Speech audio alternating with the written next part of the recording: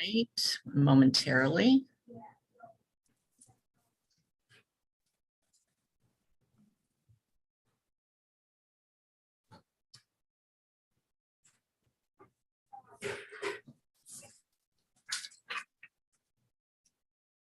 Okay, we're live. Okay, all right. Good afternoon, everyone.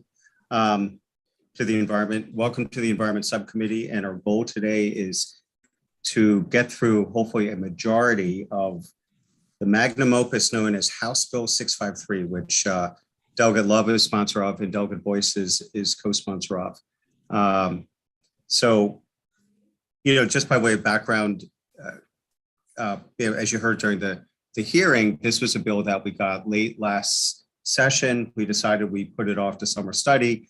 We had a work group, which Delegates Boyce and Love, and then from Appropriations, Krim and Chang participated on, along with a number of advocates. So the goal to resolve what we thought were all the issues that came up during our review of the bill, and there were a fair number. So there were a fair number of language changes. And so at this point, what we want to do is review it for the subcommittee, with the updates, and try to answer any questions that you have. There are, I think, a couple technical amendments which have been offered, which time permitting we'll get to today. And so why don't we go for about 45 minutes to about 10 of, and again, hopefully we can make a lot of progress on this. Any questions before we jump in? Okay, great. All right. So let me try to screen share the bill. That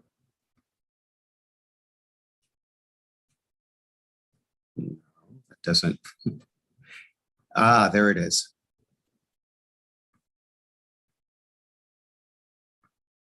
Can everyone see it? Conservation Finance Act. Yep. Okay.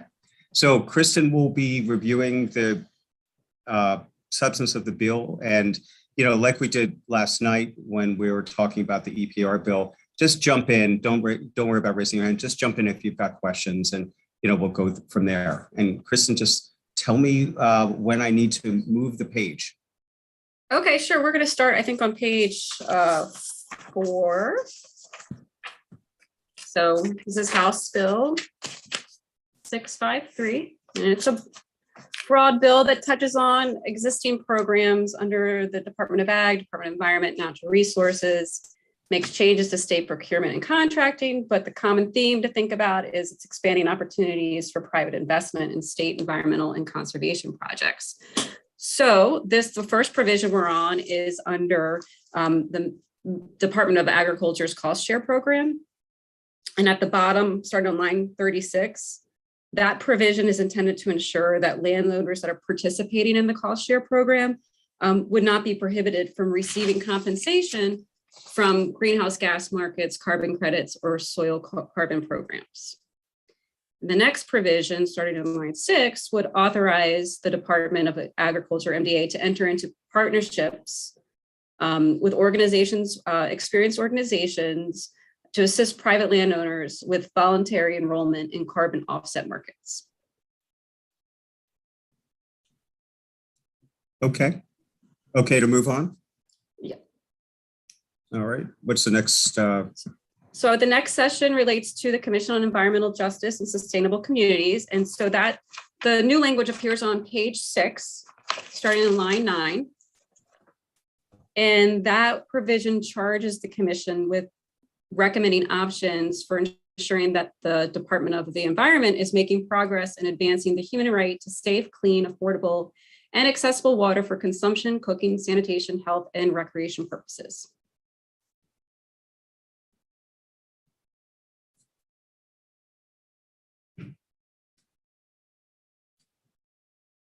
So I sort of feel obliged to just raise or ask if anyone has a question about the language on human right to safe, clean, affordable, and accessible water, just in light of all the debate about the Environmental Rights Amendment. something I noticed last spring, but wasn't until now that I once again sort of focused on that. Does anyone have any questions on that? Delegate Boyce. Thanks. Sorry, Mr. Chair. I had my hand up, so I'm trying to just tell me what you want best, hand up or call. Yeah, you can just jump in, I think. So I have it highlighted. I guess the question is not so much the recommendation, but it's a very broad recommendation, and I'm not sure what exactly do these recommendations, what would this recommendation look like from this group? It just seems very, very broad. Yeah. Well, Delegate, is it all right if I asked Tim Mayo to Sure. for the Chesapeake Bay Conservancy? Tim, you're here, right? I am, yes, Delegate. Okay. Yeah, you want to help us on that?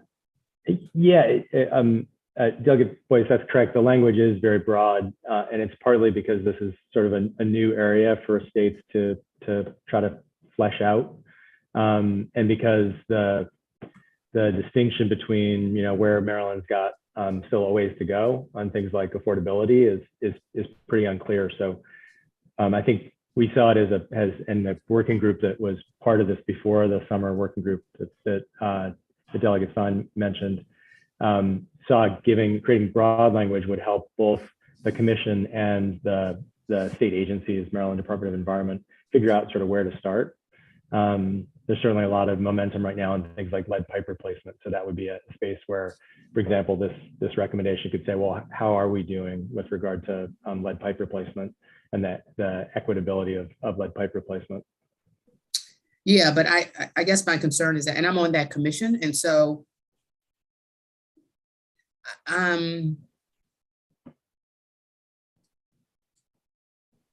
would these recommendations come up as projects come up and the commission should then respond and advise, or it's just very broad about how they would do this and when?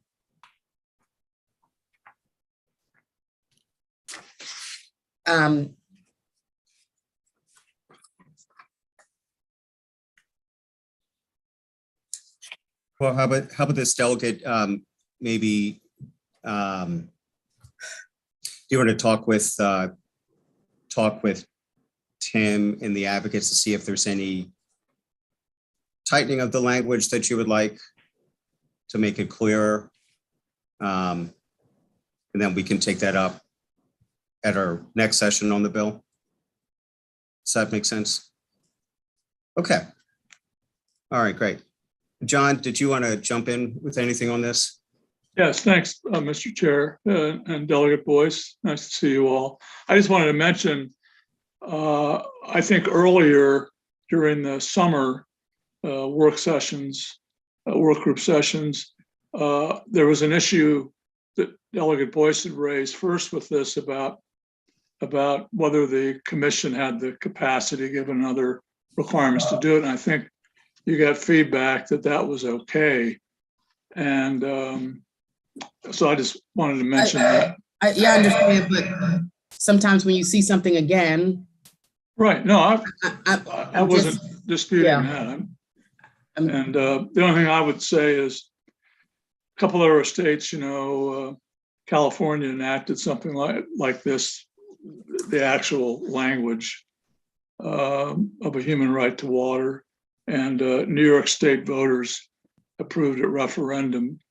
Yeah, and I think that's, I don't want to belabor the point because we need to move on, but no, that's fine. I think to the point to what the chair started out with, we are actually having a bill about a kind of a green amendment. So I don't know if this helps or hurts, or I just asking. Yeah. Okay. Sure. All right. Fair enough. Okay, Kristen, what's the next page? So in line 13, we're bringing in a portion of the code that relates to water infrastructure assets, which is waterway constructions like dams. And so on the next page, page 7, is where we have the new language. Okay, and so this new language applies to situations when MDE has made a determination that the asset is unsafe, needs repair, or should be removed. And so the language here is intended to encourage private financing for dam removals with priority first for dam removal for fish passage, and then next for small retrofitting for small scale hydroelectric power. I guess I should be moving down on this page. Is that right? So it goes all the way down to line 31. So it's hard, you can't really see Yeah. it all together. Okay.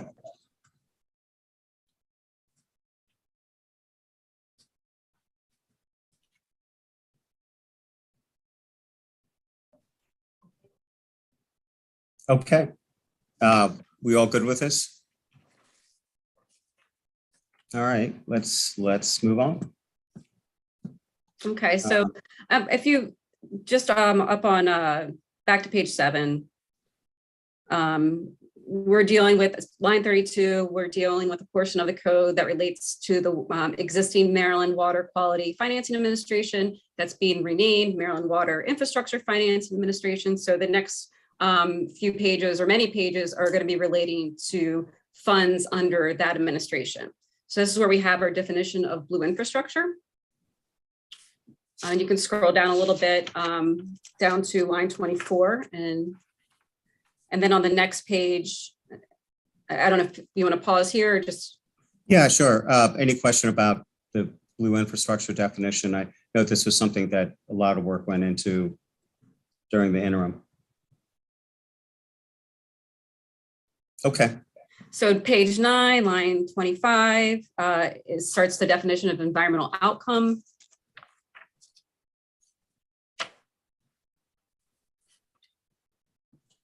And then on page 10, starting in line 22, we have the definition for green infrastructure. And that goes on to page 11 as well.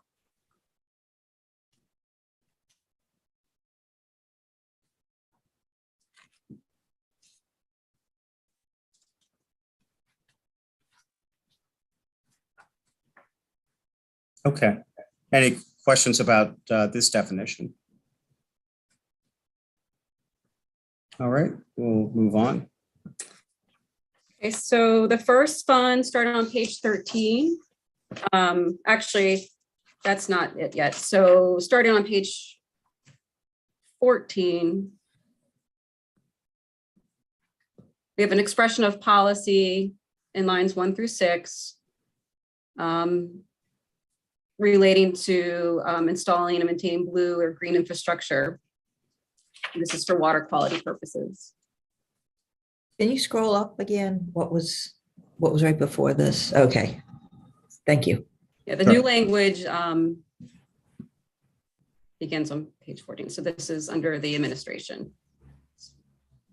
Got it. Thank you. And then the next statute relates to the Maryland Water Quality Revolving Loan Fund. There's 2 revolving loan funds that are being amended in the bill. This one, the Water Quality Revolving Loan Fund, as well as the Drinking Water Quality Revolving Loan Fund. Both of these funds are being amended to expand the uses of the funds. Both funds largely are capitalized with federal funds, so they need to meet federal requirements. That was part of the discussion and drafting of these provisions to ensure this new language, these new uses being placed into code also comply with federal requirements. And so for the Water Quality Revolving Loan Fund,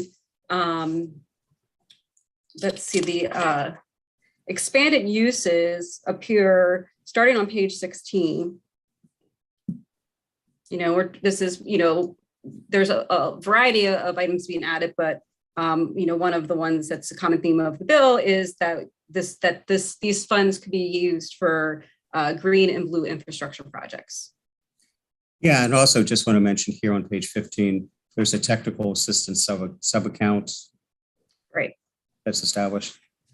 And that's to receive federal funding to provide technical assistance for the purposes. All right. Okay, and specifies eligible entities. And then 16.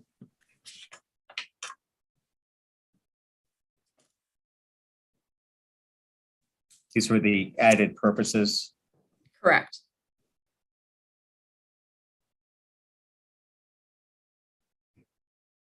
And that goes on to page 17 down through line 20.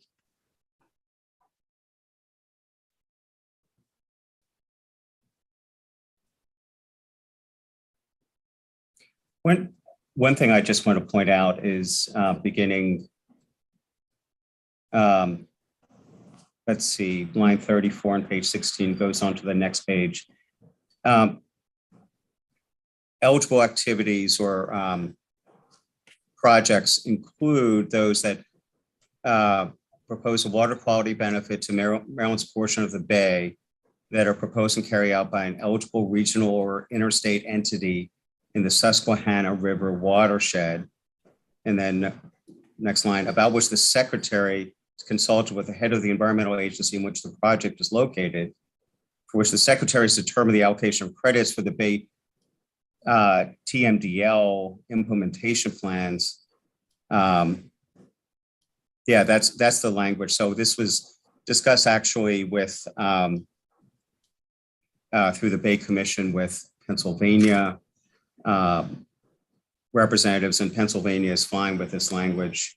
So this is basically about Pennsylvania, essentially, is that? Yeah, it's, I mean, there's been constant, yeah, I mean, John and Tim, do you want to add any further background? Thank you, Chair Stein. This is Tim. So the process for this program in terms of applying requires any applicant to propose a project, which then goes on something called an intended use plan or a project list that goes through public review. So that would also apply to things like this in the Susquehanna River watershed. But yes, what it would allow is for an acceptable entity like the Susquehanna River Basin Commission, if it had support both from the state of Maryland and from Pennsylvania, to consider making loans in either part of the watershed, in either Maryland or Pennsylvania's part of the watershed. And the broader context for this is that EPA and all the states, including Virginia and New York, et cetera, are trying to figure out how to deal with what's basically an unallocated load of 6 million pounds of nitrogen that isn't currently in Maryland's plan or Pennsylvania's plan. That's coming from the Susquehanna River watershed because of basically new estimates of what the Conowingo Dam is storing.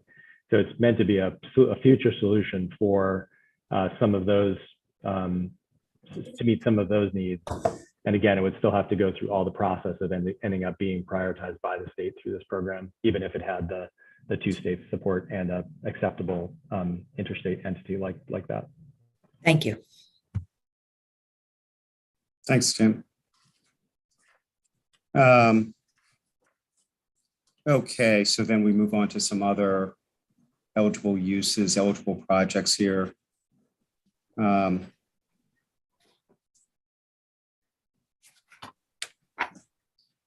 Any questions about these items here on page 17? Okay, so Kristen, then.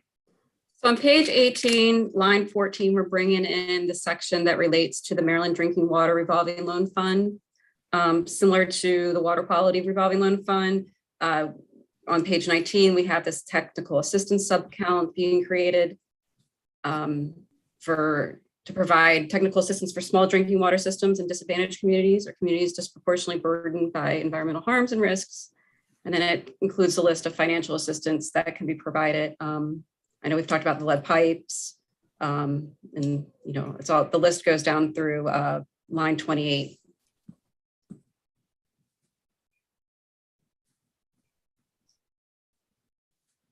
Okay.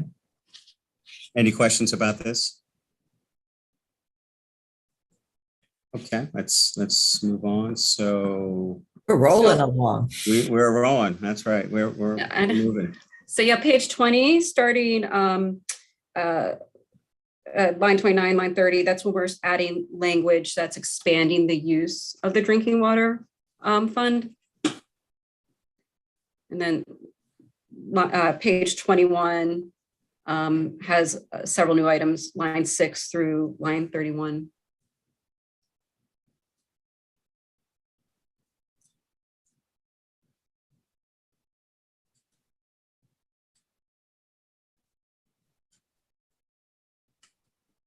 Any questions about these?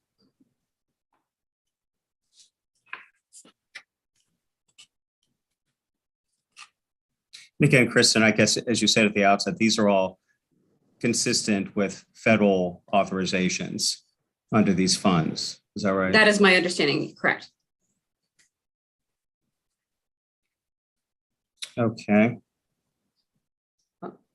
So, and then on page 22, there's language relating to the intended use plan under the fund. And it indicates that the administration should prioritize opportunities to provide assistance to disadvantaged communities, et cetera. All right. And this is the plan that has to be submitted annually by MDE to EPA. I think that's the plan. I might want to check on that. Is that right? Yeah, that's correct.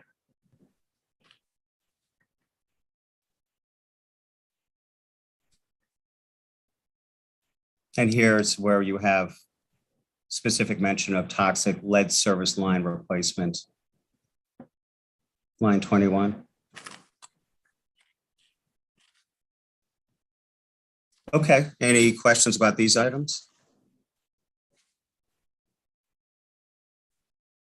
Oh, So down, we have new language being added here, which would establish a reporting requirement. The administration would report on the amounts allocated by type of assistance provided under both the water quality and drinking water loan fund that support each type of green and blue infrastructure.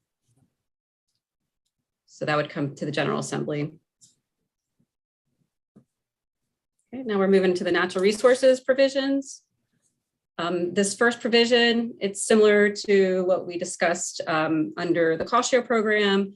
This would that was for the Department of Ag, but that this provision allows the department to enter into partnerships with organizations with experience who would assist the private landowners with participating in these carbon offset market programs.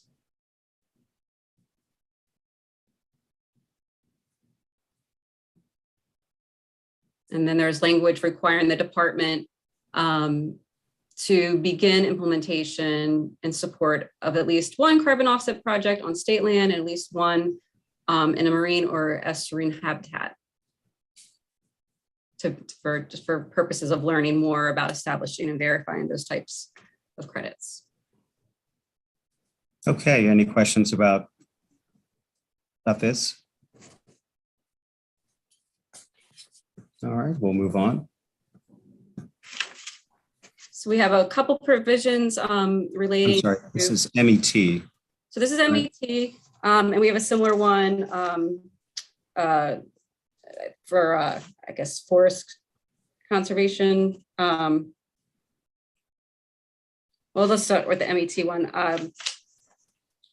So this would, a landowner who has an easement through the trust would not be prohibited from, wait, I'm jumping here, hold on.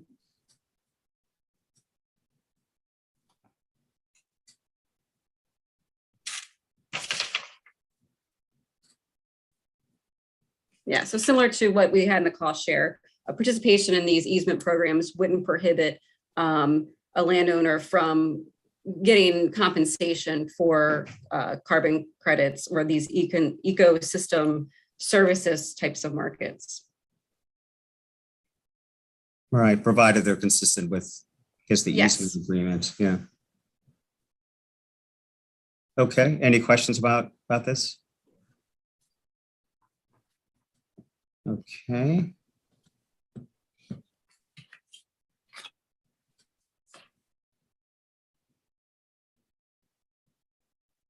Is this the right next stopping point, top of page 25, Kristen? Right, so here, this would,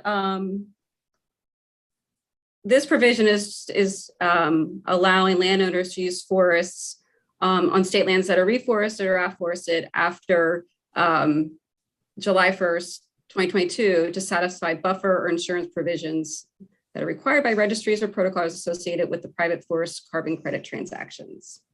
Can you explain that? please?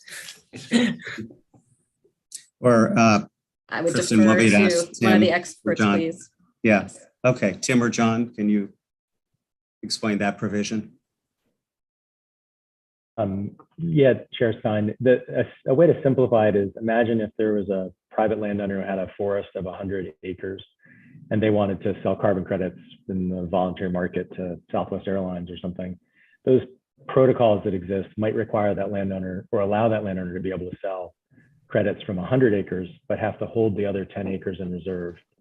And effectively doing that on 100 acres here and 100 acres there is a really inefficient way to set up those kinds of reserves. It's really difficult to keep track of.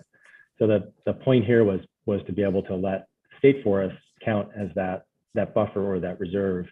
And I think the intent of the language in terms of allowing the wording, allowing landowners, was meant to allow DNR to come up with policy in the space, potentially including fees to allow landowners to do that, which could generate some money for the management of forests or the planting of trees in those areas.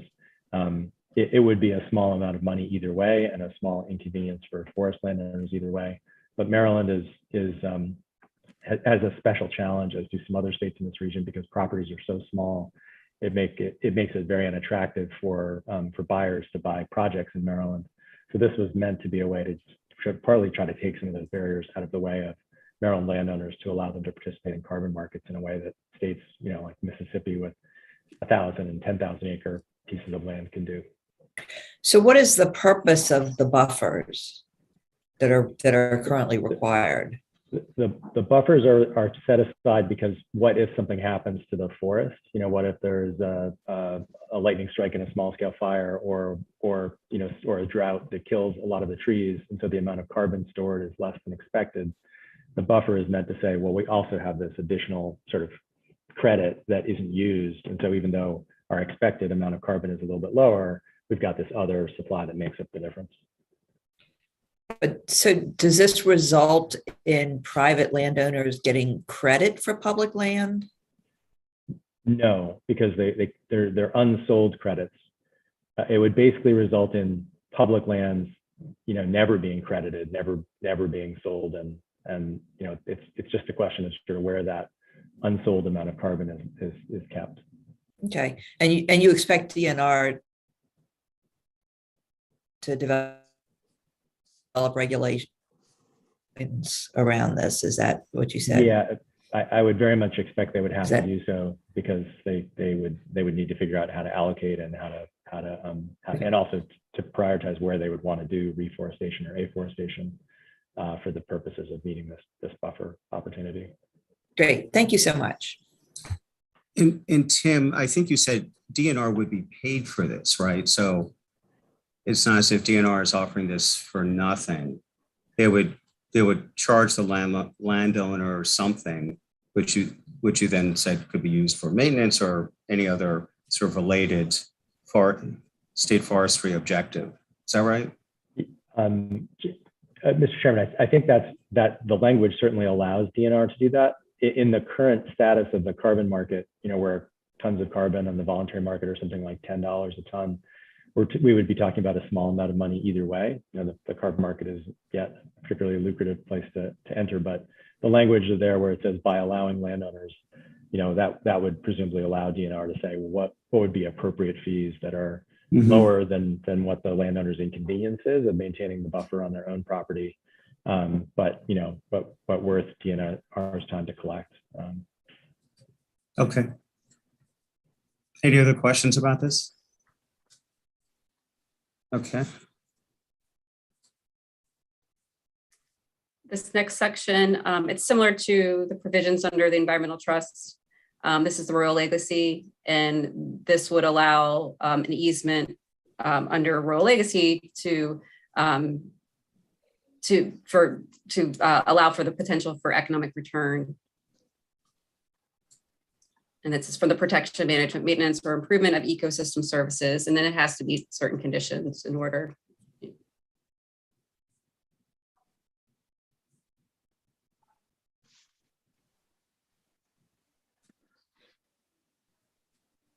Okay, any questions about this section? Okay, let's move on. So this new language, similar to what we discussed before, would allow DNR to purchase environmental outcomes for green or blue infrastructure project located in the Susquehanna River watershed that meets, all the other requirements here.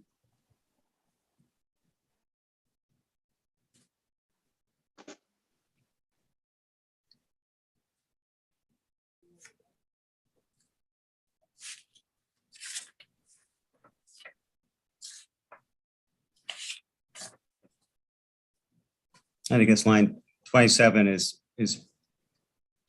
a key part of it is for the purchase outcomes, there is mutual agreement as to the allocation of credits. So who gets the credits? I mean, if Maryland's paying for it, presumably Maryland should get the credit. But in any case, any questions about that?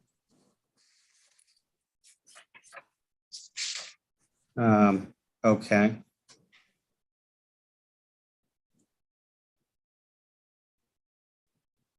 And I guess this is similar language to what we had with ag, the Mhm, top of page 27.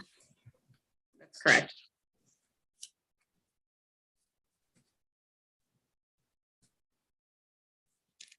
Okay. So now we're getting to amendments under the base stat program. And so we have definitions here relevant to these changes: aggregator, environmental outcome, evaluator.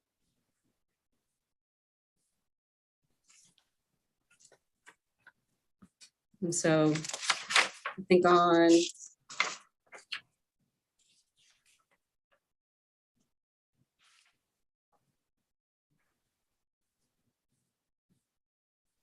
page 32. Let's see, wait.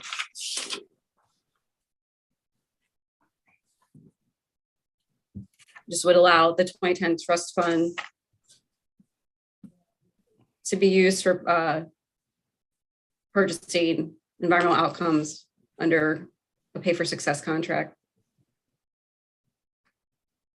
And so that's what going into page 33.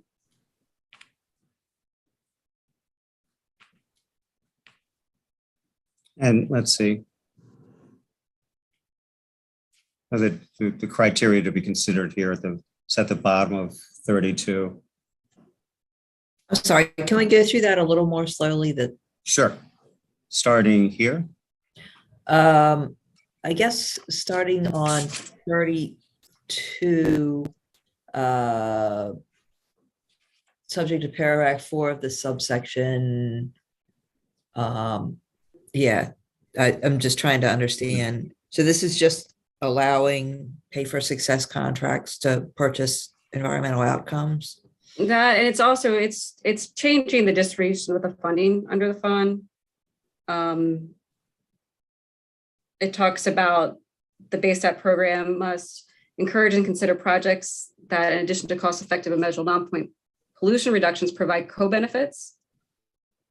And then with multi-year agreements where an aggregator proposes to combine funding from various sources and use the combined sources to fund and administer the implementation of multiple projects or pay for environmental outcomes from multiple completed projects. And Okay, so this section allows the trust fund to be used for pay for success contracts with environmental outcomes, and it adds like what kinds of projects can be. Am I understanding that right?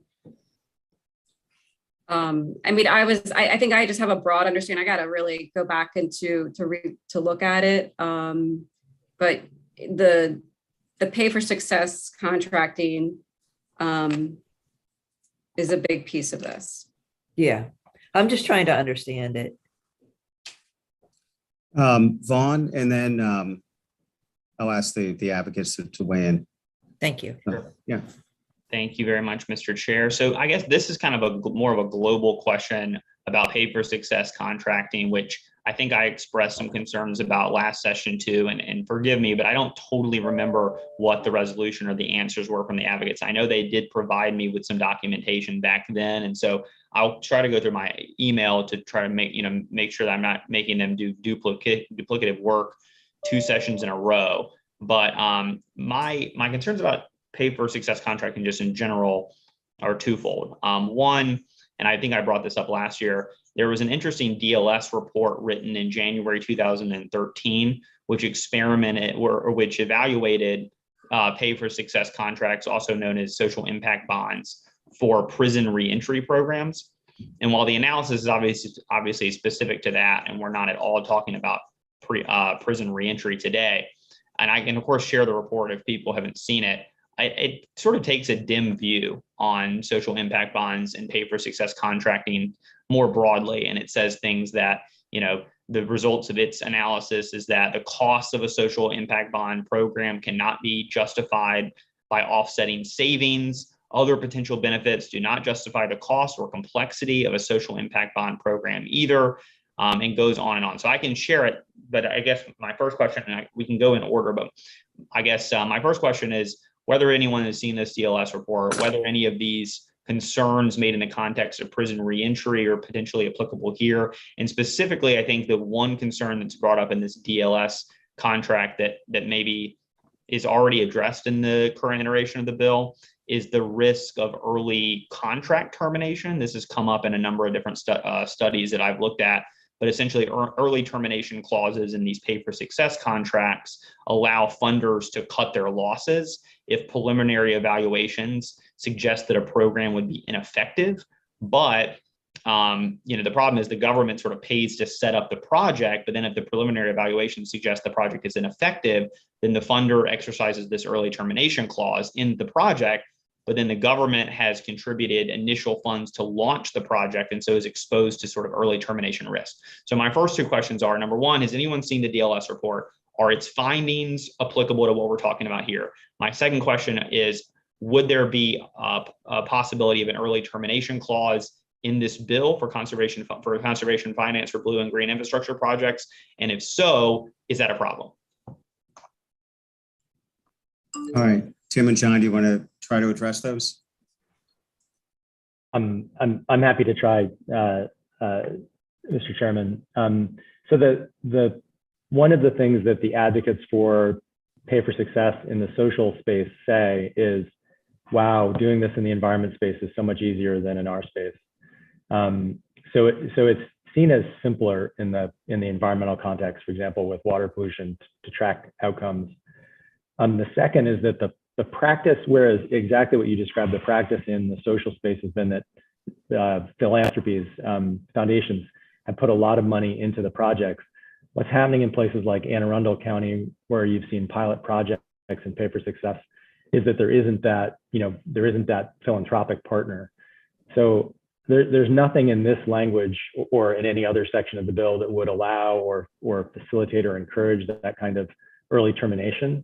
The expectation is very much that, in fact, the state puts no money down effectively on projects until they see outcomes.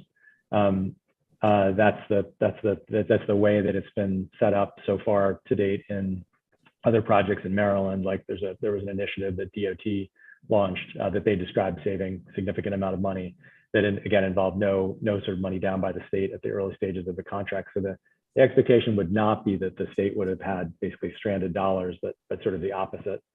And I think it's just because of the differences in how this work has evolved in the social space versus the environmental space. I have seen that report. There's a few others like it that look at basically the complexities of these programs.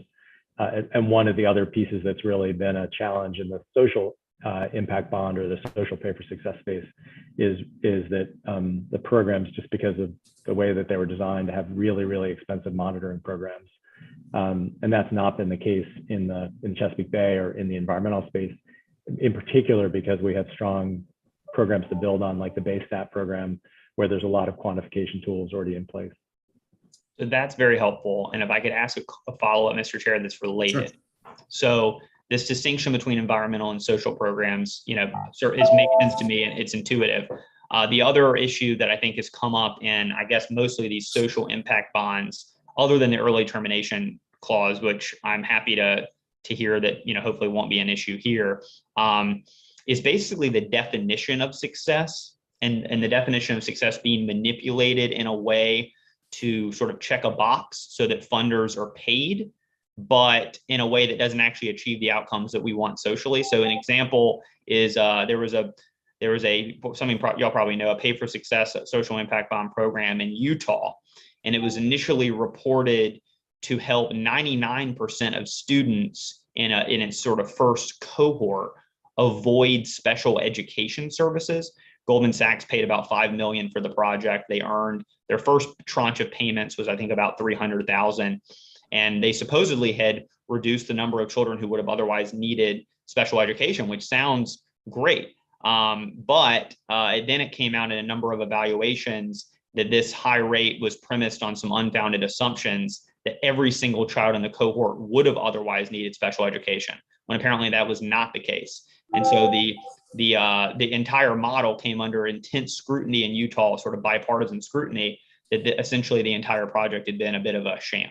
So my question is, how would success be defined in these Pay for Success contracts that we're looking at here? And is there any risk that the definition of success could be manipulated in a way to make it easy to obtain in a way that would not necessarily be what we would want as state, either taxpayers or lawmakers, and what our definition of success would look like, if that makes sense?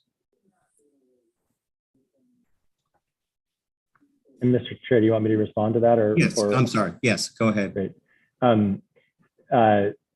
So I think, again, because the Chesapeake Bay region and Maryland are so far along in terms of quantification of Chesapeake Bay outcomes, the water outcomes in particular, it would be really difficult to see how the choice of outcomes would, why the state would choose to use a different model or a different quantification tool. So, expected pounds of reduced nitrogen inputs, phosphorus, sediment are really a standard currency throughout the Bay. And I think the expectation would be you'd build this program based around those outcomes in the water quality space.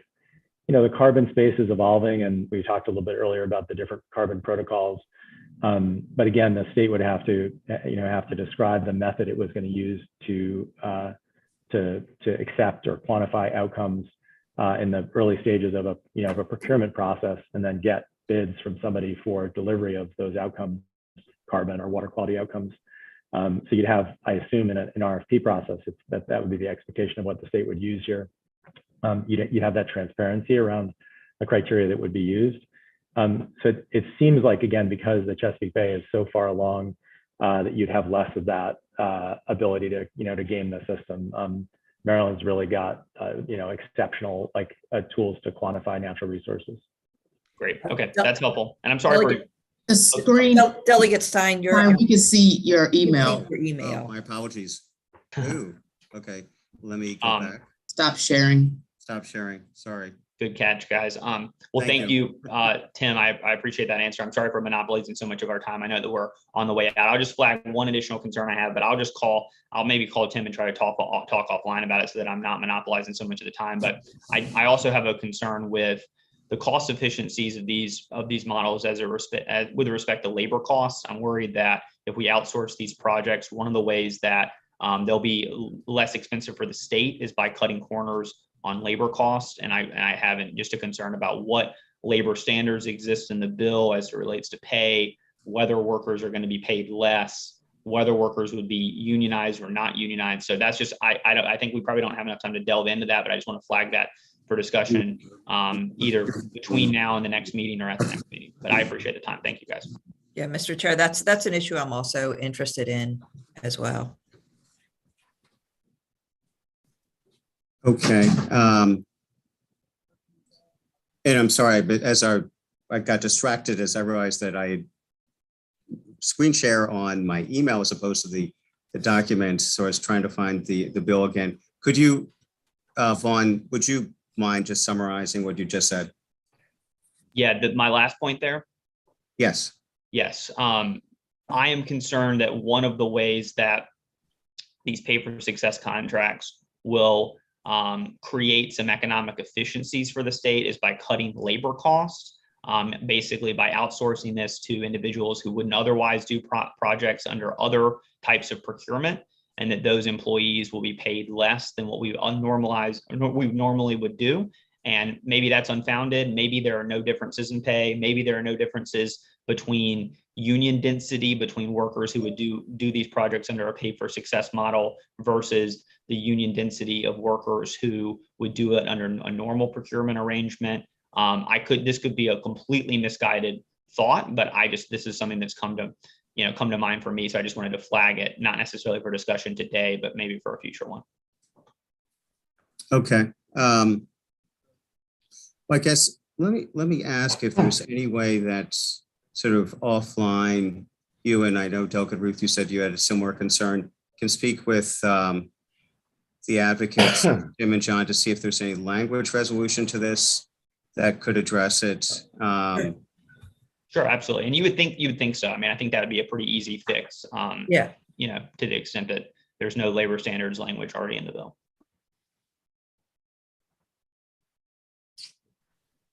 We'd be happy to do that, Mr. Chairman and Great. delegates.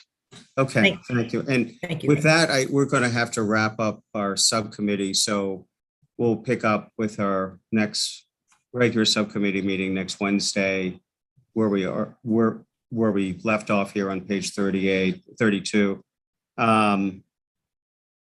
So, okay, well, we've made a lot of progress, and let's see if there's on the concerns about pay for success contracting, if there's any way to resolve it. And again, we'll start again on page 32. Thank you. So with that, say so long and see all subcommittee members in about 10 minutes. Thank you. Thank you.